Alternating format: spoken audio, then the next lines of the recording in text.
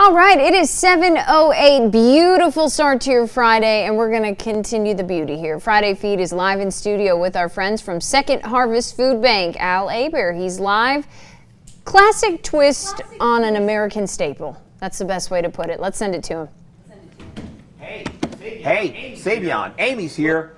Look, guys, where are we on this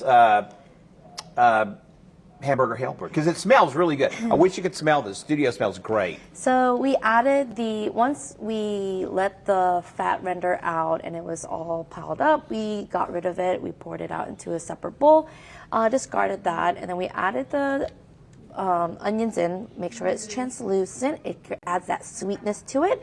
And then we added the seasoning, which consists of 1 tablespoon of paprika, 2 teaspoons of onion powder, 2 teaspoons of garlic powder, and then some black pepper, salt, and then 1 teaspoon of chili powder.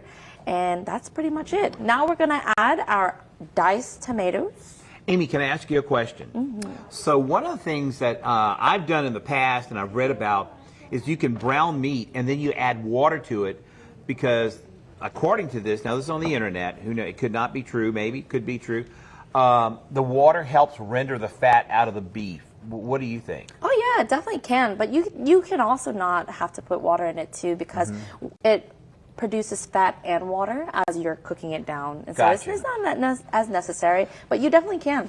So I know some people will brown ground beef like they're making spaghetti or something like that, put it in a colander and rinse it. Oh yeah, that's probably fine too. Okay. Now when you can do that, add your pasta in as well. Now, when you do that, are you rinsing the seasoning off as well?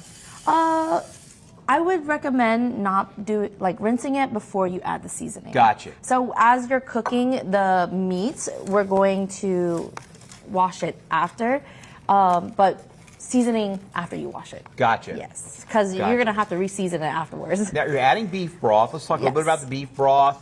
What about the sodium content in the beef broth? Is that an issue? The sodium content is really high on beef broth, so I recommend, if you're watching out for your sodium level, to do low sodium beef broth. Now, I know people who will cook and they'll take the bones from the roast and boil it and make a broth like that. Does that work? Oh yeah, for sure. That tastes phenomenal too. And so if you do that, then you're saving on the sodium. Mm-hmm.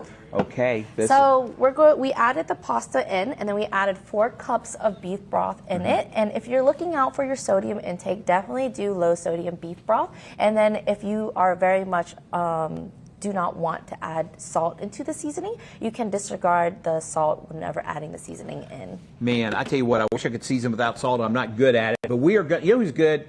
Storm Track 15 meteorologist Adam Olivier. He's constantly doing great stuff over there.